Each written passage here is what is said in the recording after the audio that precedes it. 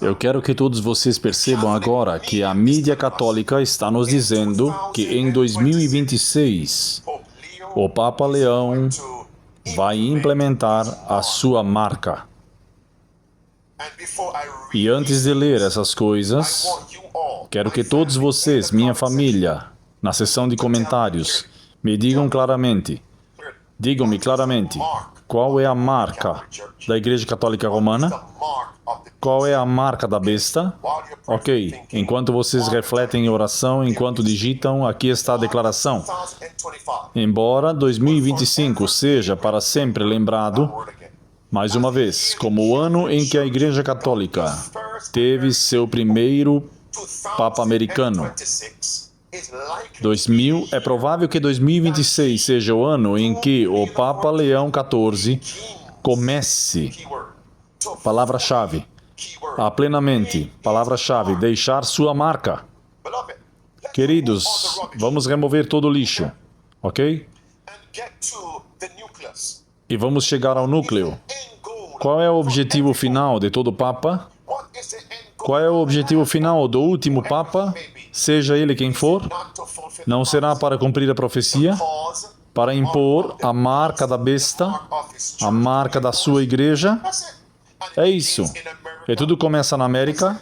É isso. Será que ele não usará os jesuítas, seus padres e monges, para influenciar as políticas de reis e nações, incluindo os Estados Unidos da América? Assim, em 2026, terá início a implementação completa da sua marca. Ok? E reparem que isso se dá no contexto dessa encíclica que estava prestes a ser publicada. Qual é a marca da Igreja Católica Romana? O cardeal Gibson disse que é a adoração dominical. Essa é a marca, adoração no domingo. Isso significa que eles estão nos dizendo, cuidado, de agora em diante vocês podem esperar a marca da besta a qualquer momento. Vejam, vocês veem todos esses eventos que estão convergindo para o mesmo período de 2031? É melhor vocês acordarem, é melhor vocês acordarem. Isso pode acontecer a qualquer momento. Algumas pessoas estão agindo como se não pudéssemos acordar na semana que vem e descobrir que uma lei dominical está sendo aplicada. É melhor vocês se prepararem agora mesmo. Porque com essas declarações nas redes sociais, eles estão tentando insinuar que isso deve ser afastado ao máximo. É melhor vocês tomarem cuidado, amigos. Preparem-se agora mesmo. Na tela, qual é a marca da Igreja Católica? James Gibbons afirma ainda a adoração dominical por lei. E então ele disse, a adoração de domingo não é aprovado por Deus na Bíblia. É o sábado do sétimo dia, comumente chamado de sábado e não domingo. Essa é a marca de sua autoridade. E eles alegaram que a Igreja Católica transferiu a solenidade dos sábados de Deus para o domingo. E a partir de 2026, o plano é começar esse trabalho, meus amigos, para alcançar essa marca. Eles começarão a deixar sua marca, e a última marca será a adoração dominical por lei. Ok? Quero fazer uma pergunta à minha família. Vou diminuir o ritmo novamente por aqui. Tenho uma pergunta para vocês. Qual movimento, segundo a Bíblia e o Espírito de Profecia, será o principal responsável pela instauração da lei dominical? Qual movimento? Qual movimento? Vou esperar. Qual grupo? Qual movimento será o principal responsável por aprovar a lei dominical nos Estados Unidos? Não o único grupo, mas o principal, primordial para trazer à tona a demanda da lei dominical. Qual grupo? Vejam a seção de comentários. Os sindicatos, as associações de trabalhadores e os sindicatos trabalhistas. Uma pergunta para vocês. Os líderes dos sindicatos, das associações de trabalhadores e dos sindicatos trabalhistas estão promovendo a Rerum Novarum?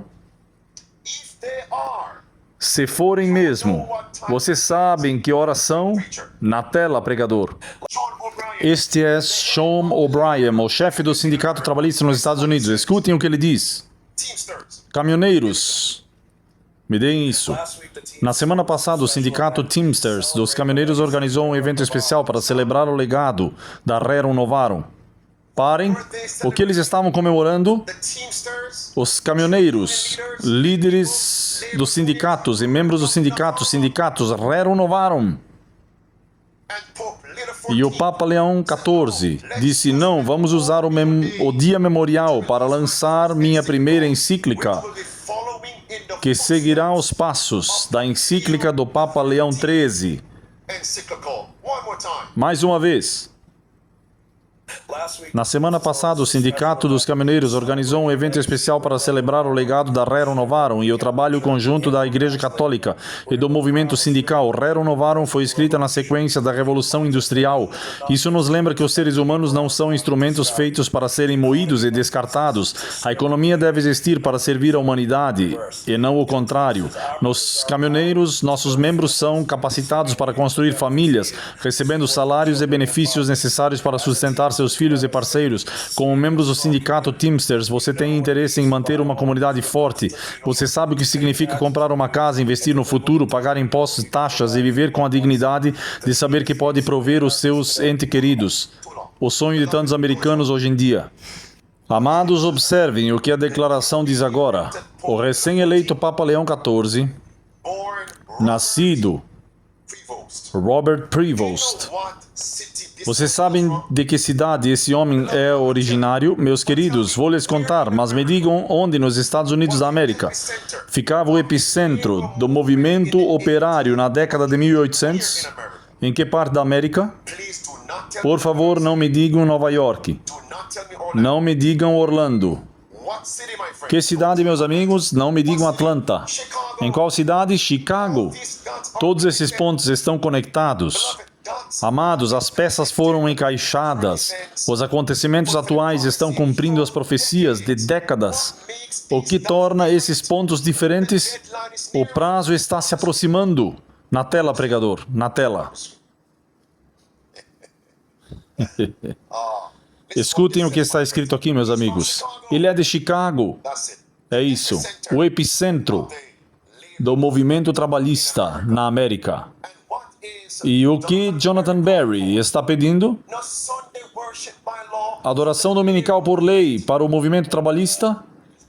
Qual é, eu acho, o panorama geral? Como vendemos aos americanos a visão de que o trabalho é bom, sagrado e o que vamos levar ao novo secretário do Trabalho no primeiro dia? Próximo. Literalmente remontando a Constantino e ao seu reconhecimento do cristianismo no Império Romano.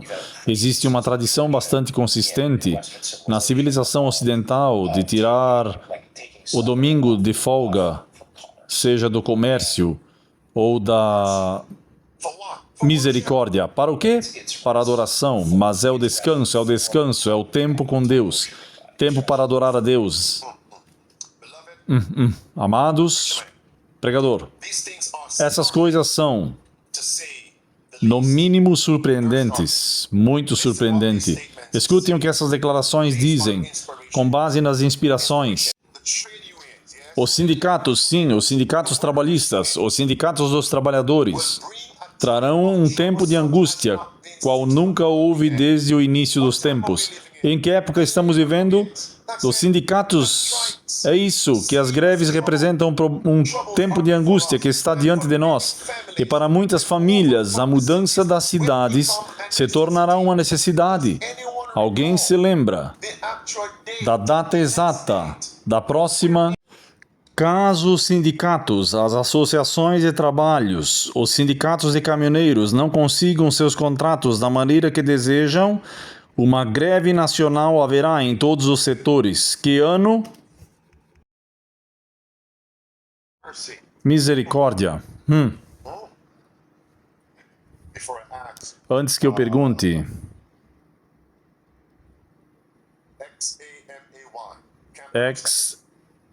Shammai, não consigo pronunciar isso. 2028, vocês percebem que todos esses eventos estão convergindo no mesmo período? Meus queridos, neste momento, quero que todos vocês percebam que não é hora de dormir. A igreja deve ser encontrada desperta. Agora, não há tempo para dormir. E sabendo que a essa hora, já é hora de despertar do sono. Pois a nossa salvação está mais perto agora do que quando nós acreditamos pela primeira vez. Vocês não podem saber que algo está perto, a menos que Deus lhe dê uma localização, a menos que Deus lhe dê um prazo, e seja algo específico ou simbólico. Deus nos deu um número, um prazo. Trabalhe para isso. Que ninguém vos engane. Será que todos vocês perceberam isso? Chegamos ao pico do poder de energia do meio-dia, amigos. E neste ponto vou fazer a transição. E quero falar não apenas sobre um alerta a respeito da novena e da primeira encíclica, publicada em 25 de maio. Eu abordei tudo isso. Não se trata apenas de um aviso, mas sim de indicar-lhes algo melhor. Não rezem a novena. Não rezem a novena. Caros irmãos e irmãs, é com grande alegria que saúdo todos vocês que participam do evento ecumênico de oração Venha o Teu Reino deste ano. E isso acontece de 14 a 24 de maio. E hoje é dia 21 de maio. 21 de maio. Não rezem a novena. É perigoso. Agora sabemos o que isso significa. Mas que oração Deus nos deu para fazer? Vocês percebem como o Papa está usando essa oração e a conectando com a tirania e a próxima lei dominical, a união entre igreja e Estado? Quero que todos nós vamos ao capítulo 6 de Mateus e observemos a oração que Jesus diz que devemos fazer em particular. Misericórdia. Enquanto muitos estão saindo do armário, seja ele simbólico ou figurativo, para os que praticam a sodomia, certifiquem-se de permanecer no armário, não baseado em sodomia, mas em oração. Mateus capítulo 6, versículo 6. Entra no teu quarto e ora a Deus em segredo, e o teu Senhor que te vê em segredo te recompensará publicamente. Meus amigos, Cristo não lhes deu um momento específico em que os recompensará publicamente. Ele simplesmente diz, esperem a recompensa. Quero que aqueles que estão ao vivo comigo, coloquem a palavra expectativa e a palavra recompensa. Espere a recompensa de Deus. Fiquem apenas no seu quarto de oração. Não pare de orar e reivindicar as promessas dele até que aquilo que vocês pedem se torne realidade. O que devemos orar? Os versículos 9 e 10 dizem, quando orardes, dizei, Pai nosso que estais nos céus, santificado seja o teu nome. Vejam agora, venha o teu reino. Esse é o tema do anticristo. Isso significa que o povo de Deus deve ter a verdadeira interpretação e aplicação das palavras desta oração, venha o teu reino. Aqueles que estão ao vivo comigo, quando os papas, até mesmo este papa, dizem, venha o teu reino, de qual reino eles estão falando? De qual reino eles estão falando? Eu não sei quanto a vocês. Nunca ouvi um papa dizer, muito bem, esperem a segunda vinda de Jesus. Se vocês ouviram, isso é entre vocês e o papa. Eles estão falando do reino na terra, porque acreditam que o Papa é Deus na terra. Este é o reino deles. E o papado é o braço direito de Satanás. E Adão entregou o reino terreno a Satanás. E Satanás cobre e controla este reino terreno. E ao papado, ele quer entregá-lo. Venha o teu reino, significa a terra. Mas quando oramos, venha o teu reino, de qual reino estamos falando? De qual reino Cristo estava falando em Mateus capítulo 6, verso 10? Não o reino terreno, mas o reino celestial. Alguém se lembra qual é esse texto? Onde Cristo diz, o meu reino não é deste mundo? Qual é esse texto? Não se esqueçam, amigos, porque precisamos compartilhá-lo. Está em João capítulo 8 e versículo 36. O meu reino não é deste mundo. Amados, mas isso é teórico, é teoria. Vocês sabem como as coisas funcionam aqui. Vocês podem orar, venha o teu reino, o reino celestial, e ainda assim não estarem lá. E muitos farão essa oração e ainda assim estarão perdidos, porque se apegam ao pecado e se recusam a abandonar o mundo e seus pecados. Muitos jovens e adultos oraram a oração de Mateus 6, Pai nosso que estás nos céus, venha o teu reino. E, no entanto, muitos jovens e adultos não estarão no céu, estarão perdidos. Então, como podemos ir além das meras palavras de uma oração e ter a experiência? Para que todos possamos estar naquele reino pelo qual oramos? O que tenho abordado nos últimos 3 sábados, durante o culto da tarde? Tenho abordado como colocar a mente no céu. Visualize-se no céu. Foi isso que a irmã White disse que fez. Ela teve a primeira visão, visualizou-se no céu. Seus 5 sentidos estavam vivos no céu. Ela estava na terra, mas sentiu como se pudesse tocar o que via, comer o que via e ouvir literalmente o que via. E ela disse que em visão, vendo a si mesma no céu, ela disse, as coisas deste mundo se tornaram sombrias. Visualize-se no céu. Visualizar-se no céu eliminou seu desejo por este mundo. É assim que se conquista a vitória sobre o pecado e o mundo do pecado. Essa é a piedade prática. Coloquem essas coisas em prática. Vocês se lembram da história de Abraão? Não só a irmã White vivenciou isso, mas temos 2 testemunhas até agora, uma na Bíblia e outra que fazia parte desta igreja remanescente, agora falecida. Hebreus capítulo 11, versículos 8 e 9, Deus mostrou a Abraão a terra prometida de Canaã. Abraão estava naquela terra, não estava? Ele caminhou por Canaã. Quando chegou a Canaã, a Bíblia diz que Abraão buscava outro reino, outra cidade, cujo construtor e criador era Deus. E a Bíblia diz, prestem atenção, vou voltar a esse assunto. E a Bíblia diz, nos versículos 13 a versículo 16, todos estes morreram na fé sem terem recebido a promessa, mas foram persuadidos por eles. Sim, é isso mesmo. E a Bíblia diz que eles confessaram que eram peregrinos e estrangeiros. E todos os que dizem isso buscam uma cidade melhor.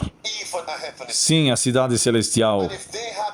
E se eles estivessem atentos à cidade terrena, ao reino terreno, não teriam sido salvos, mas morreram perdidos.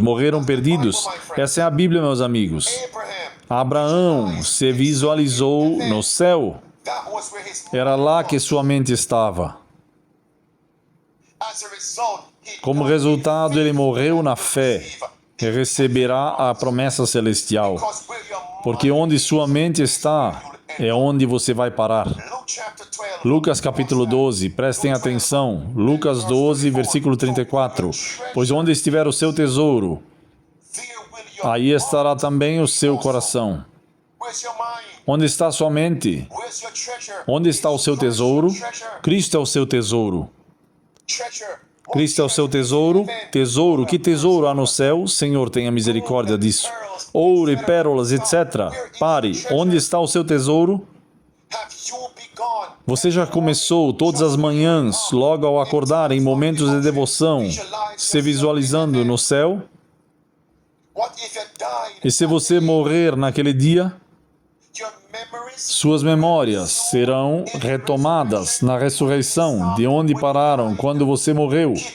Mantenha sua mente no céu, e as coisas deste mundo se tornarão estranhamente vagas. E Deus os levará para onde sua mente estava. Mantenha sua mente no céu. Você visualiza sua esposa no céu? Se sim, você trabalhará em seu casamento e em sua casa para garantir que sua esposa seja salva. Vocês visualizam seus filhos no céu? Se sim, vocês trabalharão diariamente para garantir que seus filhos estejam no céu. Vocês criarão uma atmosfera em casa para garantir que sua esposa e seus filhos sejam salvos. Mas se vocês não fizerem isso, o oposto será a realidade. Todos vocês estarão perdidos. Alta possibilidade. Se vocês mantiverem somente no céu, a crise do último dia não os pegarão de surpresa. Se vocês se visualizarem no reino de Deus, vocês evitarão a marca da besta. Deixe-me explicar. Em Mateus capítulo 4, a terceira tentação. O que Satanás disse a Jesus? Versículos 8 ao versículo 11. Contemplem o reino e a sua glória. Contemplem o quê? O reino e a glória deles. O reino, os reinos e a glória deles. Todas essas coisas eu lhes darei. Eu lhe darei se vocês se prostrarem e me adorarem. Essas palavras são o fundamento da marca da besta em Apocalipse capítulo 13, verso 15 a 17. Você não poderá comprar nem vender a menos que adore falsamente e receba a marca da besta. O reino foi apresentado. O reino terreno foi apresentado. Mas como Cristo sabia que o seu reino não era deste mundo, como Cristo sabia que este reino arderia no fogo do inferno, não há necessidade, em certo sentido, de se curvar para receber qualquer coisa terrena. E é por isso que Cristo pôde dizer: afasta-te de mim, Satanás. Está escrito: adorarás o Senhor teu Deus, e só a Ele servirás. Se você entende o prazo, entende que esta terra arderá no fogo do inferno. Se vocês se visualizarem no céu, não receberão a marca da besta, porque sua mente está nos lugares celestiais, sua conversa está no céu, sua cidadania está no céu. É para lá que você almeja ir. E então, diariamente, na prática, vocês farão escolhas. E essas escolhas farão com que você não permita que nada, nem ninguém o impeça, o proíba, o restrinja, ou impeça de ser salvo naquele dia. A Bíblia diz, meus amigos, que devemos orar: venha o teu reino. Faça uma pausa para dar ênfase. Eu escolho fazer essa oração hoje. E você? Quero que todos vocês me acompanhem em suas Bíblias até Lucas capítulo 17. Porque há uma segunda aplicação dessas palavras. Venha o teu reino. Venha o teu reino. Não se refere apenas à segunda vinda de Jesus. O que mais significa venha o teu reino? Alguém sabe nos comentários? Se vocês não entenderem a oração e as palavras da oração, como poderão orá-la e receber todos os benefícios que ela contém? Vou cantar com entendimento também. 1 Coríntios 14, 15, 16. Se vou orar, orarei com entendimento também. Então, como podemos orar, venha o teu reino, se tudo o que sabemos é a segunda vinda? A segunda vinda não é a única aplicação da frase na oração, venha o teu reino. Então, qual é a próxima aplicação? Venha o teu reino, é a vitória sobre o pecado. Anotem isso. E é por isso que quando oramos, venha o teu reino, significa, Senhor, ajuda-me hoje a obter a vitória sobre o pecado.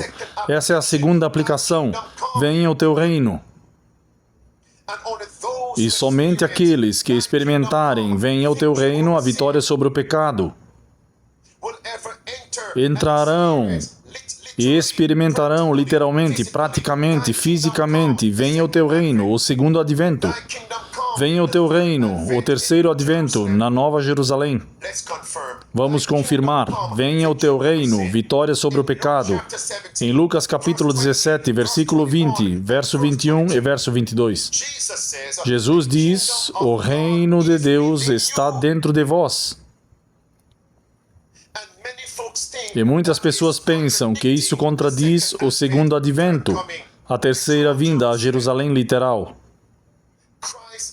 Cristo não contradiz, não se contradiz como muitos fazem hoje com o espírito de profecia nas comunidades adventistas do sétimo dia. Venha o teu reino, o reino de Deus está dentro de vós. É isso, é claro. Então, o que é esse reino dentro de nós? É o reino da graça. Porque todo reino tem um trono. Assim como toda igreja tem congregação, todo estádio tem espectadores, todo show tem público, todo reino tem um trono. Hebreus capítulo 4, versículo 14 a 16. O versículo 16 diz, aproximemo-nos, portanto, com confiança no trono da graça, do trono da graça, do reino da graça, para que vocês alcancem misericórdia e encontrem graça para serem ajudados em tempos de necessidade. Então, quando oramos, venha o teu reino, significa orar ao Senhor, dá-me a tua graça em meu coração. É isso. E o contexto do trono da graça, o contexto do reino da graça, em Hebreus capítulo 4, versículo 14 a 16, é a vitória sobre o pecado. Como o senhor sabe disso, pastor? Porque nos versículos 14 e 15 diz, nós temos um sumo sacerdote. O que significa que temos um sumo sacerdote que se compadece das nossas fraquezas. Ele foi tentado em tudo, como nós, mas sem pecado. Portanto, aproximem-se com confiança no trono da graça. Vocês podem alcançar misericórdia e encontrar graça para serem ajudados em tempo de necessidade. Qual é essa grande necessidade? Vitória sobre o pecado. Ser tentado em tudo, mas não pecar. Isso é graça, meus amigos. Então, o que significa orar, venha o teu reino? Se eu vou orar, devo orar com a compreensão de 1 Coríntios, capítulo 14, versículo 15. Tito, capítulo 2, também confirma que o reino da graça é a vitória sobre o pecado. Versículo 11. A graça de Deus se manifestou trazendo salvação a todos os homens, ensinando-nos que, renunciando à impiedade e às paixões mundanas, devemos viver de maneira sóbria, justa e piedosa neste mundo presente, aguardando a bendita esperança e a gloriosa manifestação do nosso grande Deus e Salvador Jesus Cristo. Sim, Ele se entregou por nós para nos redimir de toda a iniquidade e purificar para si um povo peculiar. Misericórdia. Esse é o trono da graça, o reino da graça, a vitória sobre o pecado, sobre toda a iniquidade. É isso que significa orar. Venha o teu reino. Devemos apressar a sua vinda. Tito 2 diz, aguardem-no. Pedro diz, apressem-no. E as parábolas de Cristo, página 69, dizem, Cristo aguarda com anseio a sua manifestação na igreja. Quando o caráter de Cristo for perfeitamente reproduzido em seu povo, então Ele virá para nos reivindicar como seus. É nosso privilégio não apenas aguardar, mas também apressar a sua vinda. Devemos apressar a segunda vinda de Cristo. Comece a oração com entendimento. Queridos, 2 pontos, e depois estou na reta final da última etapa. Reze e venha o teu... Ore e venha o teu reino, segunda vinda. Ore e venha o teu reino. O reino está dentro de nós. Graça, vitória sobre o pecado. E você precisa receber o reino da graça em seu coração, a vitória sobre o pecado, antes de poder entrar no reino da glória, a segunda vinda de Jesus. Observem agora, segundo ponto, estou na reta final desta corrida. A Bíblia diz, na oração de Mateus capítulo 6, versículo 9, versículo 10, que devemos orar: venha o teu reino, seja feita a tua vontade. Esse reino não virá.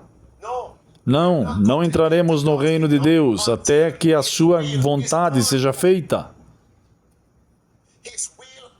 A sua vontade deve ser feita na terra como é feita no céu. Então o paraíso é esse modelo. Observem o que está acontecendo no céu. Permitam que isso aconteça em seus corações, aqui na terra, neste mundo presente. Então, quem são aqueles no céu que fazem a vontade de Deus? São os anjos. Como os anjos de Deus cumprem a sua vontade? Qual é a vontade de Deus? No Salmo 103, e no versículo 20, a Bíblia diz que os anjos de Deus amam fazer a vontade de Deus. Eles amam guardar os seus mandamentos. Sim, é um prego em um lugar certo. Os anjos no céu cumprem a vontade de Deus, guardando os seus mandamentos. Misericórdia. Seja feita a tua vontade, assim na terra como no céu. Os anjos cumprem os mandamentos de Deus. Nós devemos guardar os mandamentos de Deus. Precisamos da graça de Deus. Qual é a vontade de Deus? Orem a oração com compreensão. A vontade de Deus é nos santificar. 1 Tessalonicenses, capítulo 4, versículo 3 a 7. E santificação significa vitória diária sobre o pecado, por sua escolha. Sim, é isso. Isso significa obedecer com amor aos mandamentos de Deus. Essa é a vontade de Deus, a santificação. E João capítulo 17, voltemos à oração, João 17, versículos 17, 19 e verso 20. O que Cristo diz? Santifica-os através da tua verdade. A tua palavra é a verdade. E por amor a eles, eu me santifico para que eles sejam santificados. Essa é a vontade de Deus. João 17, 25. Eu quero que eles sejam um comigo. Eu neles, pois somos um. Essa é a vontade de Deus. É muito potente. A oração que Cristo nos ensinou a fazer diz: seja feita a tua vontade. E a oração que Cristo fez em João 17 também menciona: Pai, eu quero que eles sejam santificados, sejam um em mim e eu neles, assim como nós somos um. Unicidade, vontade de Deus.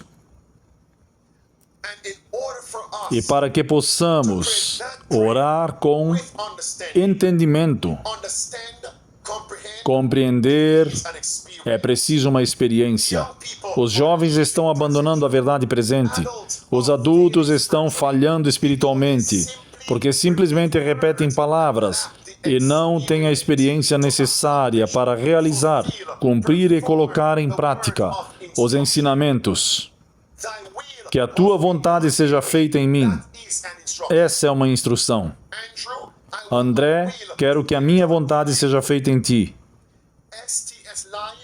Save to Serve ao vivo, quero que a minha vontade seja feita em vocês. Como podemos fazer com que a vontade de Deus entre em nós? Amados, precisamos de mais amor por Jesus. No Salmo 40, versículo 8, a Bíblia diz: tenho prazer em fazer a tua vontade. Tenho prazer em fazer a tua vontade.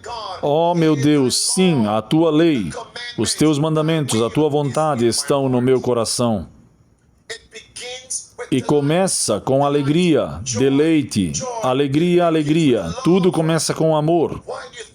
Por que vocês acham que no livro Caminho a Cristo,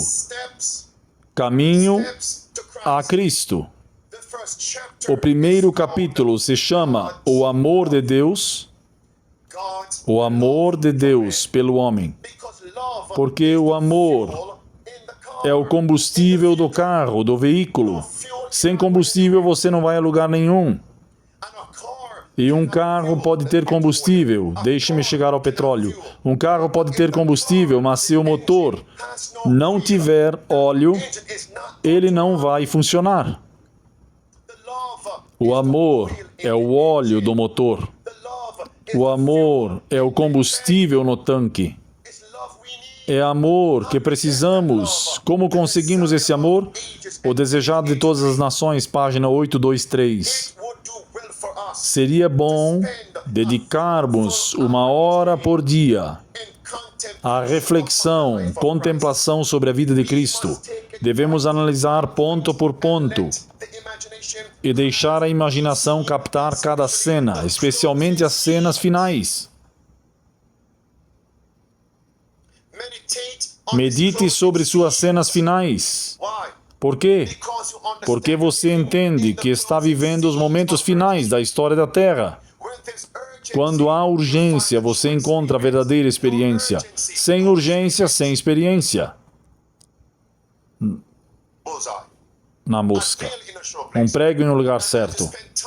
E à medida que você acompanha as cenas finais, nossa confiança nele permanecerá constante.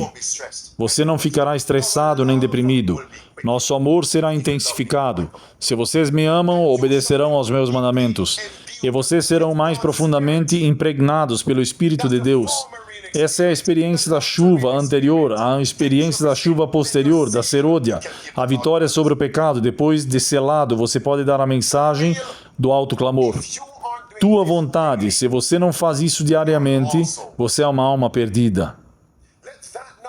Que isso não seja uma condenação, mas um chamado à reflexão. Você passa tempo com Cristo, mas pastor, não é 1 hora. Não são 60 minutos. 1 hora não significa necessariamente 60 minutos, tempo do tempo todo. Pode levar até 60 minutos. Significa simplesmente um momento no tempo. Pode levar até 2 horas. Vá a Deus com devoção. Então, pastor, quando devo parar? Quando você se sentir forte no Senhor. Isso está em Mensagens aos Jovens, página 131. Eu vi como essa graça pode ser obtida. Senhor, tenha piedade. Esse é o reino da graça. Eu vi como essa graça, a vontade de Deus, o trono poderia ser obtida. Vá até seu quarto e lá, sozinho, suplique a Deus. E a irmã White, o que nos dá as palavras para orar? Ore com base nas Escrituras. Ore o Salmo 51. Ora, cria em mim, ó Deus, um coração puro e renova dentro de mim o espírito reto. Seja fervoroso, seja sincero, como Jacó. Lute com Deus em oração. Quando devo parar, pastor? Não pare de orar até se sentir forte em Deus. Isso pode levar até 5 minutos. Pode levar 50 minutos. Ou 5 horas. Não pare de orar até se sentir forte em Deus. Depois vigie após a oração. Então vigie e ore. E enquanto você vigiar e orar, poderá manter as ameaças do mal sob controle. E a graça de Deus pode e vai se manifestar em vocês. Seja feita a tua vontade. E qual foi a oração de Cristo no Getsemane? Pouco antes de a igreja e o Estado se unirem para capturá-lo e crucificá-lo, qual foi a oração de Cristo no Getsemane? Falem comigo na seção de comentários. Porque acreditamos que a igreja e o Estado estão agora se unindo. O traidor está à espreita, e temos muito mais a temer dos de dentro do que dos de fora. É por isso que a comunidade adventista está empolvorosa neste momento. Temos muito mais a temer de dentro do que os de fora. E se não conseguirmos enfrentar 1 milhão de pessoas nos Estados Unidos, adventistas do sétimo dia, talvez 2 milhões, e talvez 18, 21 bilhões globalmente. Como vamos enfrentar 8,7 bilhões no mundo todo? Como, se você não consegue ficar de pé agora, como conseguirá ficar de pé depois? E como acreditamos que o domingo, a lei dominical está vindo, qual foi a oração de Cristo? Essa deve ser a nossa oração. Cristo fez a oração no Getsemane, que ele mesmo proferiu em Mateus 6. Pai, se for possível, afasta de mim este cálice. Contudo, não seja feita a minha vontade, mas a tua vontade. Na mosca, um prego em um lugar certo. Então, como podemos estar falando que uma lei dominical está chegando? A marca da besta está chegando? O prazo está se aproximando. E a grande questão é, onde está a experiência correspondente? Onde está a experiência complementar para o que está por vir? E é por isso que aqueles que não têm a palavra de urgência, não têm a palavra da piedade prática, Deus não pode te dar isso. Não pode.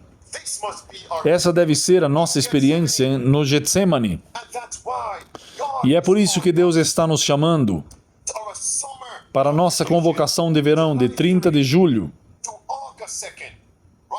a 2 de agosto aqui mesmo na Geórgia.